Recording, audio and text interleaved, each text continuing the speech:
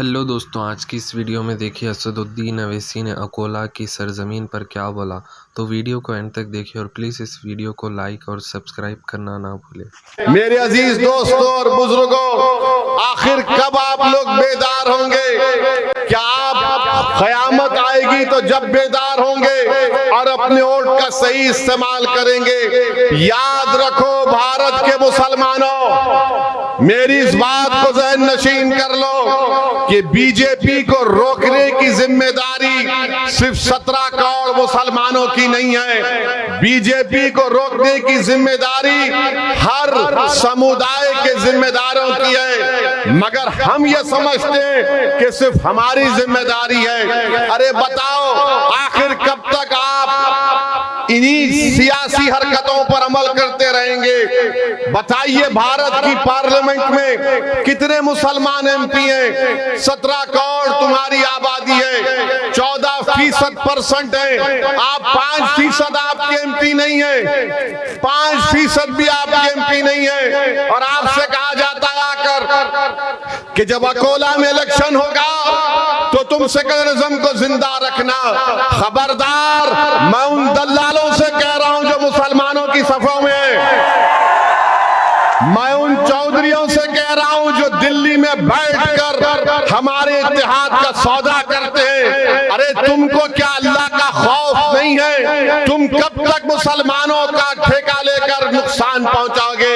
अरे बताओ तुम इन लोगों को कि आज मोदी अगर जीतता है तो मुसलमानों की वजह से नहीं, मोदी अगर जीतता है तो उसने अपने आप को एक बड़ा लीडर बना दिया, हिंदू हृदय सम्राट कहकर वो तमाम मेजॉरिटी कम्युनिटी को एक करने की कोशिश कर रहा है। अरे नरेंद्र मोदी ने भारत में, भारत की सियासत में मुसलमानों को मार्जिनलाइज करके रख दिया।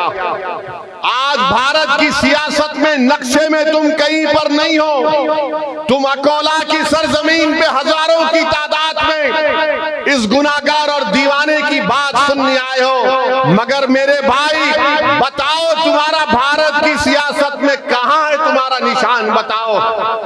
तुम अगर ये समझते हो कि असदुद्दीन अवैसी और इम्तियाज जलील है, नहीं, भारत की पार्लियामेंट में, महाराष्ट्र की विधानसभा में एक असदुद्दीन और इम्तियाज जलील नहीं, बल्कि ऐसे 50-60 इम्तियाज जलील महाराष्ट्र और पार्लियामेंट में होना चाहिए। क्यों नहीं हो रहा है? क्योंकि तुम मुत्तहिद नहीं हो।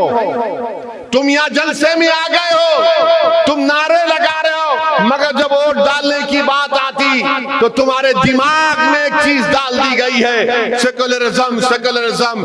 अरे जो संविधान में सेकुलरिज्म लिखा गया, मैं उसको मानता हूं। तुम सियासी सेकुलरिज्म को मत मानो खुदा के लिए। क्या मिला तुमको? तुमने मस्जिद को खो दी सेकुलरिज्म के नाम पर, तुमने मेहरौली की मस्जिद को खो दी सेकुलरिज्म के नाम पर।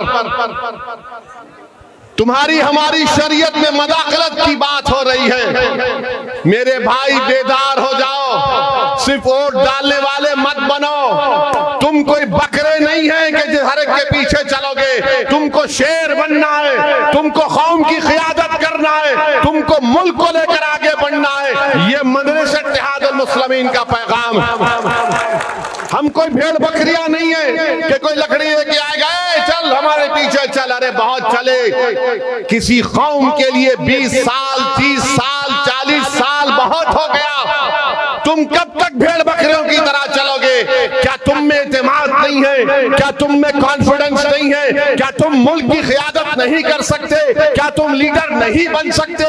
क्या तुम असदुद्दीन अवैसी से बेहतर कायद नहीं बन सकते? तुम बन सकते, सिर्फ शर्त यह है कि तुम अपने आप में एतमाद पैदा करो।